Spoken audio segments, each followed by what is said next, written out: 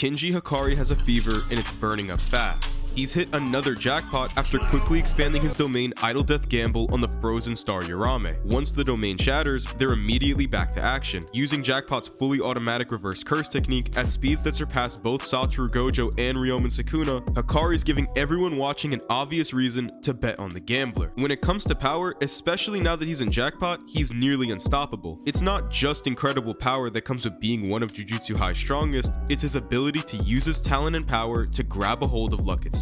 It's not just his curse technique that makes him a special great threat to any combatant in the series, but his mindset that's completely different than any modern day sorcerer. I'd even go as far to say that Hakari himself fights more like a sorcerer from the golden age or Heian era of sorcery than any modern day sorcerer I've seen. It's exactly what Urame mentions sets Hakari away and in a different category from almost everyone else, and it's why Urame doesn't consider Hakari human. In this video, I want to go over what makes Urame decide that Hakari is different from everyone else and what earned Hakari's place as one of those to carry on the legacy of Satoru Gojo himself. If you would enjoy more Jujutsu Kaisen content like this, please make sure you leave a like and subscribe, because YouTube tells me that 99% of you guys who watch my videos just aren't subscribed, so please subscribe and comment on some video ideas you want to see be done down below. After being slammed through a few buildings and tossed around, Urame thinks that they made a mistake when deciding what type of person Hakari is in the modern day. Urame now believes that Hakari has been misjudged from the start. In the modern era or present day of Jujutsu, Urame says that sorcerers nowadays have this obsession with remaining human. They all so desperately try to cling and hold on to their humanity, and honestly, what Urame's saying couldn't be more true. In the modern day, sorcerers hold themselves back from destroying the very thing that could be so easily crushed by overwhelming power. It's similar to what Oro tells Yuta in Sendai Colony about how he's getting closer and closer to reaching his limit. It's also similar to what Jogo's told by Sukuna in his final moments against the King of Curses. Jogo explains that all he wanted to do was to have curses take the place as the true humans of the world, which Sukuna considers to be all the more foolish. He says that humans flocking together and curses flocking together, comparing themselves to those around, is what leads to weakness and stunts their growth. It's what Oro's talking about back in Sendai, and what Urame mentions when realizing that Hakari is clearly different than those before him in the modern age. Yuta and Jogo, while obviously standing on two completely different levels of power, both have one thing in common, and it's that they're being held back by their sense of humanity. Sukuna says that Jogo should have burnt everything down to a cinder without thinking twice. That's how you reach the level of power of even those as strong as Satoru Gojo. It's the hunger that Jogo was missing to grab a hold of his desires, according to Sukuna. It's just like what Oro said about how it doesn't really matter if you're a sorcerer or cursed spirit. The only ones who are able to transcend and change what it means to merely be strong are the ones with an overwhelming sense of self and a complete disregard for others. I'm not saying that Hakari has a complete disregard for others, but he's clearly not the same as them. He's a complete abnormality even among the special grades. He's different. Hakari doesn't share their fear of being alone, and he doesn't mind the loneliness. When Sukuna tells Jogo about the hunger he's missing to take control of his desires, we can't really say the same for Hakari. His motivation and drive comes from his gambling fever, and it's the thrill of being on the edge of success with the possibility to lose it all that pushes Hakari to the only option he has, which is always to win. Hakari says that people high on the fever make mistakes, but without the fever, people wouldn't even be able to fall in love. But for Hakari, he loves the fever. He says he has a more direct way to deal with the fever, and it's gambling. He's not talking about gambling on a simple game of cards, but that life itself is a gamble. He thinks that the world will always crush two different types of people: those who can't bet at all for success, and those who don't know when to quit. Everybody gambles. What they hate is losing and going to ruin. He doesn't think he knows anybody deep down who actually wants to live a peaceful life because it's just boring. Hakari loves the fever, and the fever is gambling, and gambling is a part of life, but most of all, love is control. It's the fever that burns with a passion for change in everybody's life.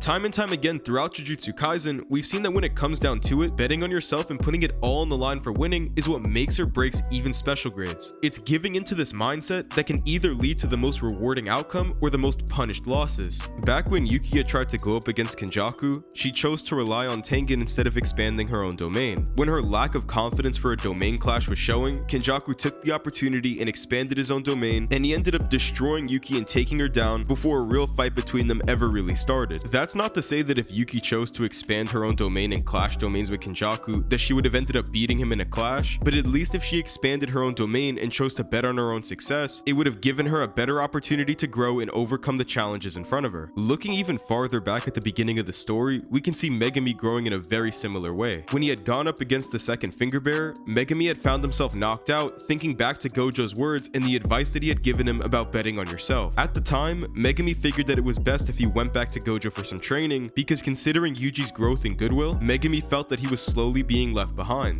Gojo actually figured that Megumi's skill and potential are higher than Yuji's, but it's the mental aspect that holds Megumi back. Gojo thinks that Megumi just doesn't know how to bring out his best self. He's not saying that Megumi isn't trying his best, but rather Megumi just doesn't know how to bring out his best. The problem is, Megumi doesn't really know how to perform his greatest. He doesn't really know how to push his own limits. Gojo uses the baseball game as an example and brings up that Megumi picked the safer option when going to bat, to sacrifice bunt to make sure that Nobara would have a chance to bat. Unlike someone like Yuji and even Gojo himself, who would have decided that it's best to swing for the fences till the very last minute. Gojo's not saying that sacrifice bunting is bad. After all, baseball is a team sport where each member is expected to play their own role, but when it comes to being a Jujutsu sorcerer, it's an individual sport. While coordinating yourself with allies is important, no matter who you have around you, you will always end up dying alone. Gojo tells Megumi that what he's been doing is he's been underestimating not only himself, but others around him, instead of envisioning and picturing a stronger version of himself who can overcome the challenges in front of him and actually win. If he plans on using Maharaga and giving up his own life for victory and picking the safest plan for success, even if his own life is cut short, Megumi needs to understand two things. Winning by dying and winning even if you die are two completely different things. If Megumi can't begin to understand that he needs to start betting on himself and betting on his own growth, then he won't ever match up to Gojo himself or even Nanami. It's in those moments that sorcerers are pushed against their own limits and forced with no other option to grow and become stronger to overcome the tasks in front of them that they end up having the highest chance for success. And with that, Gojo says to give it his all and that it's okay to be selfish. Because at the end of the day, weak sorcerers don't have a strong sense of self. It's after realizing what Gojo meant that Megumi breaks the hand signs to summon Maharaga and chooses to expand his own domain. It was Megumi's fever that burned hotter than ever, and he took the gamble by betting on himself to grow against the odds, and it's what led to his victory. Whenever he's backed into a corner, time and time again, we see that Hakari will choose to make the same choices. Even when on the verge of death against Kashimo, Hakari expanded his domain and took the gamble to land another jackpot. Whenever he's pushed against the wall, Hakari will always bet on himself even if it comes down to nothing but luck because of the fever. Sorcerers get caught up with the idea of keeping some of their humanity, and even some of the strongest don't enjoy the feeling of loneliness. When you're at the top, it's a place that by nature comes with the feeling of being alone. There's only one person who could be the very strongest, and it's a lonely place to sit atop of the highest mountain to climb. In the world of Jujutsu, a world where others make some of the strongest connections through fighting alongside or even against other combatants, not being able to be a part of that because you're simply too strong to compete sets you aside from the rest. Yuji and Todo had literally became best friends from fighting against each other to fighting alongside each other, while before that, they were literally complete strangers. Even if we take two people who were just opponents, Ryu and Yuta are a perfect example. Their connection became so strong, even to the point where someone like Yuta, who would never find a meaning in fighting, had his heart melted by Ishigori's gaze, which let Yuta see Ryu's hunger for one last good fight. And while keeping those two examples in mind, it's no wonder why Gojo and Geto became such good friends. They always went on missions together where they were always probably fighting alongside each other, which explains why their team chemistry is so good, like we clearly see when they perform a tag team combo on Toji. But when Gojo became the honored one and became the undeniable strongest after further mastering his limitless curse technique, he began taking on missions alone. When Gojo had grown massively in strength, him and Geto began to feel the loneliness. But as for Hakari, he doesn't really understand at all why everyone's talking about humanity lately. He doesn't feel that connection that held back so many before him. Hakari doesn't feel the need to fear being alone. His satisfaction doesn't come from others around him. He doesn't feel a need like Gojo to foster a new generation of sorcerers who can surpass him one day, or even find the next strongest opponent he could, like Kashimo did with Sukuna. Hakari's satisfaction comes from the fever, the anxiety and thrill that comes from betting everything on the line and leading to the only option left being to win. It's his fever that's gonna be burning hotter than ever that melts through Urame's ice. We know that what burned Kenji Hakari's fever the hottest it ever has was when he was helping those at Jujutsu High. I'm not even joking when I say this, but Hakari and Urame is one of the best matchups in JJK. The frozen star against a fever that's burning as hot as ever. Urame, a sorcerer with the mindset from the golden age of Jujutsu, who has a clear understanding of the humanity and fear of being alone that holds back sorcerers in the modern day, and Hakari, who has never feared being alone to begin with. When Hakari's jackpot runs out, I don't doubt that he'll re-expand his domain Idle Death Gamble. It's then again when he'll re-roll for another jackpot, and I'd bet he'd land another one too. It's easy to win once and walk away from the table at any casino, but it's taking the winnings and betting even more than you ever could that creates a new level of risk that wasn't already possible. With even more to lose, it creates a bigger thrill. It's why why being on a roll brings Hakari a greater fever. It's why being on a roll makes him stronger than even Yuta Okkotsu himself. It's taking control of the fever that will land him another jackpot. It's what Hakari means when he says he uses skill to grab a hold of luck. The fight's only just started. It's obvious that the fever only burns hotter from here on out. When Urame tells Hakari that it's time to go all out and destroy him with the full extent of their power, Hakari yells out that he's getting real hyped up here and that it's time to bring him a nice cold one because he knows the fever is only getting started.